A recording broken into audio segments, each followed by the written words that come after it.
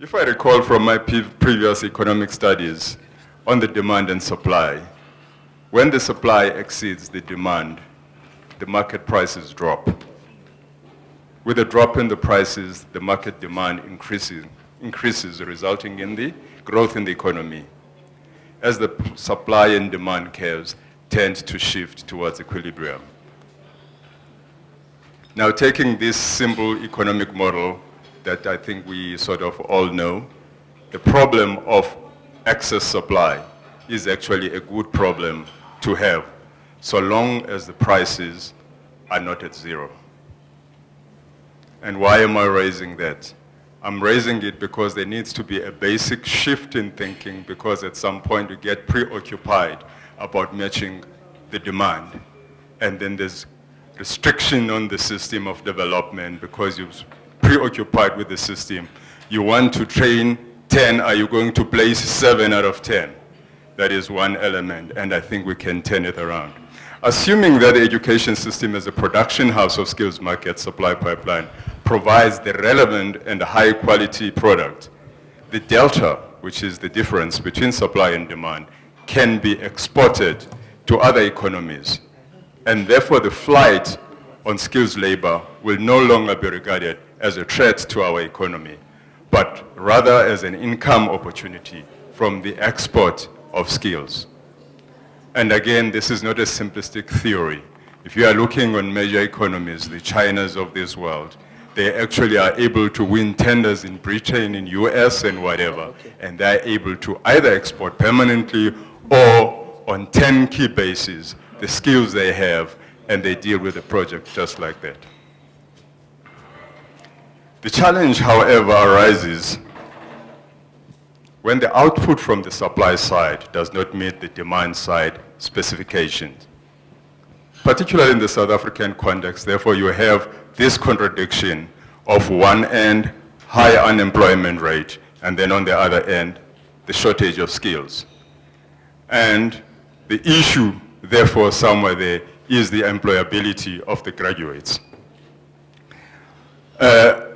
When you do not meet the specifications of the demand side, ordinarily on the production system, that output will not get to be counted as part of production outcome for inclusion in the supply side output.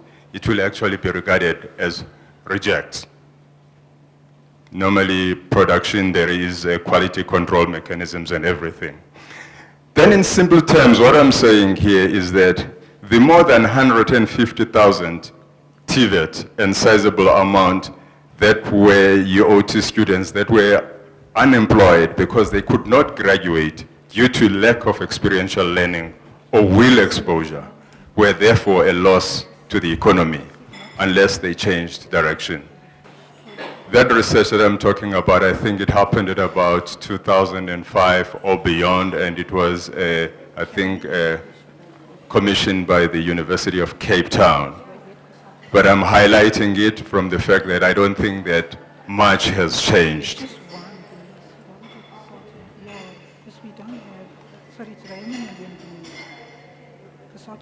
If that problem then is allowed to continue, then the economy is being denied of the quality and relevant skills market, and the unintended demand side response being the import of skills. As we all know, importing of skills, whilst there is a sizable community that went through the production system hoping to enter the skills market, could contribute to social instability. We, therefore, all of us here, need to seriously ensure that the skill supply side product is relevant and high quality, i.e. employable. The WIL framework that is simple and empowering is necessary to ensure the employability problem is at least solved. And then we can only then deal with the issue of an unemployment, which is an economic issue rather than really education issue.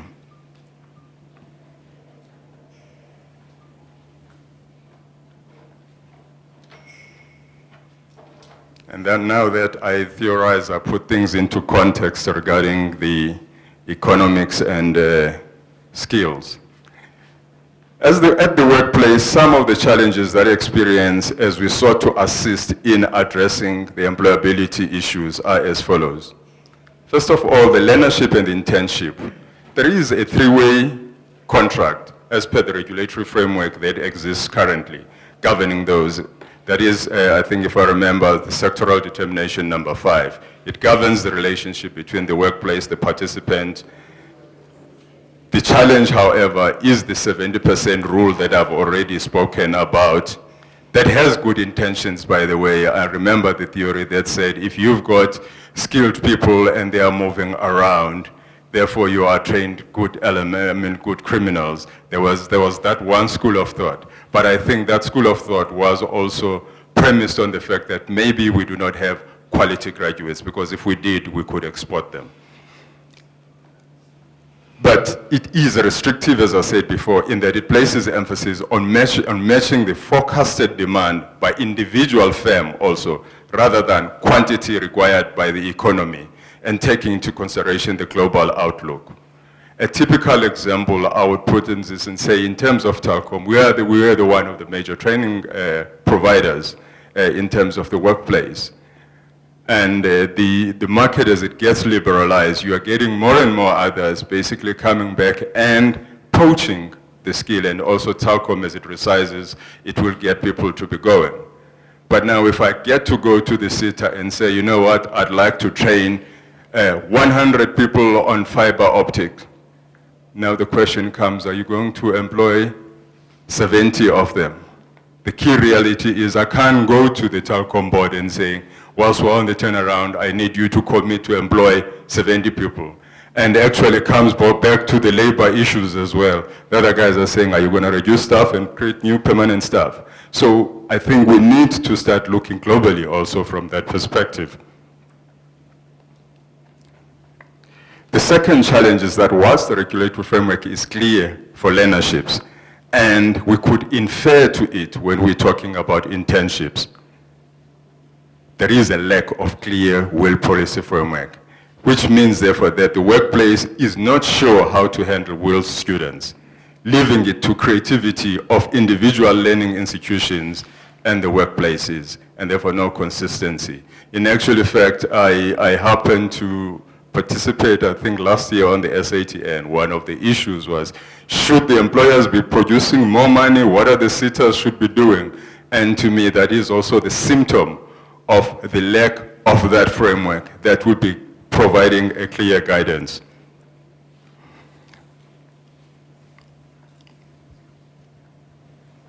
Whilst understanding that WIL is structured and based on the academic requirements, we actually need to be aware and allow for flexibility so that the workplace might provide the necessary top-up training to ensure that the student can function in the workplace.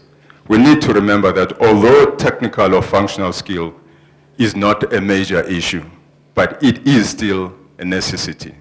And most probably before you start accusing me of undermining the universities, I'm not saying you're not relevant, but what I'm saying is you could start, particularly if you're looking on the ICT, the changes are so fast, they are high pace. So you start and you're starting with the student, let's say on the programming, and you're using the C++. By the time you finish to end up the program, the programming tool that is used in the workplace is totally different. The student might have the basic fundamentals, but when it gets to the workplace can start topping up that so that the student can get to be employable. Otherwise it becomes obsolete. But the education institution has blunted the fundamentals, which therefore also takes me therefore to the next point, even though I'm not supposed to be responding, that if you are saying now the non-N2F things will be out of the scope, it means when I'm taking the WIL student and I'm putting them in there, and I'm developing them on this which is outside that which is defined by the institution, I am in the business spending money in vain whilst I'm contributing to the economy.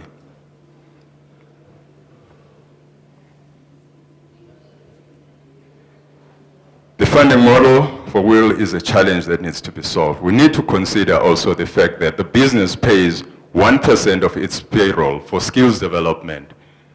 The particular reason that it was done, it was to force the business so that it can develop skills. But that skill, it was not only intended for pre-employment, it was intended for pre-employment as well as employment, the continuous development. Because the business continuously changes. As it changes, you need to make sure that you transition the skills of your employees within. So as we face all these things, we tended now to start saying, okay, the guys that are in the workplace, business you need to see with it, but we want to take your money, we want to use it for a pre-employment pipeline.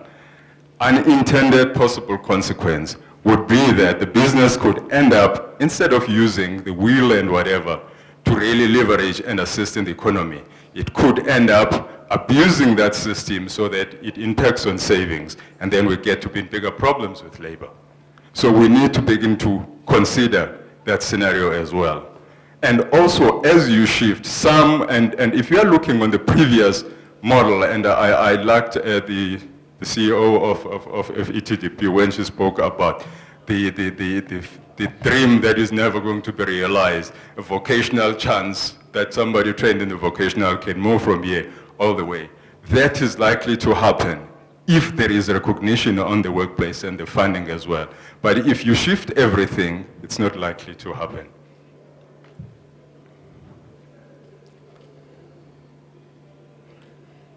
And one of the other things that I would, whilst I'm still there, that we need to basically be dealing with is the fact that, again, we make a fundamental assumption that if it is N2F, it means pre-employment. Remember that when we spoke about learnerships as well, we actually also provide learnerships for the people that are in the workplace as well as not. And I think yesterday the difference of 18.1 and 18.2 is applicable. Now it is easy, again, in the workplace, so long as the access to the discretionary grant in terms of the pivotal program, to deal with those ones if you are dealing with unemployed and if you are dealing with also your employees. However, it's a major gray area in terms of, is this the workplace that goes to the CETA or whoever to deal with the will? Who goes there? It is not clear at all. Therefore, from the policy discussions that were done yesterday, there seems to be a lot of suggestion. But there was one suggestion that I was uncomfortable about, and again, I guess I'm out of the scope of what I'm supposed to be doing. That WILO is narrow on focus, whilst the workplace-based learning is overarching. In reality, I want to post that the opposite is actually true. To this effect, one can actually refer to the first two journals of the cooperative education that we actually was published, I think, in the previous years, and also on the SSK annual general meeting. And that is informed by global research.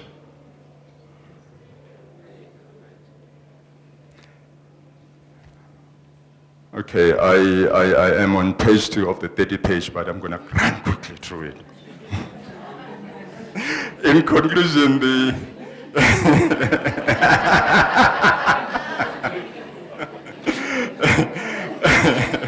between the presentations made in the last 2 days, such as the Saki model, the health and wholesale will model, the PACE model, the DHET policy framework, as well as the journals, I think therein lies the solution. We just need to locate it with eyes that are clear, not jaundiced eyes. We need to look at it clearly. We will find it. I think then, instead of circling around on the issues of funding, I think it's time that we now become bold on how we leverage the pivotal programs to assist without providing additional pressure to the fiscus. Because if business refuses to pay, the scenario is fiscus will have to be disrupted. If we can't afford not to have anything, if we don't do anything, then the Arab Spring is on our way. We need to be aware that when we as stakeholders, we are all equally important for the success of the supply side. Any undermining or sidelining of any stakeholder undermines the process and the economy as a whole. I'm therefore grateful that we use the workshop to engage. And it is my wish that the various inputs that we've received in these 3 days, they will be considered as a valuable collective input from academia, from industry, and from labor, they are here, and from the governance structures of our country in creating a collective framework that will take this country forward. I had said already conclusion. So all in all, we discuss problems. I'm not going to take you to what Telkom is doing. That is a discussion for another day. I thank you.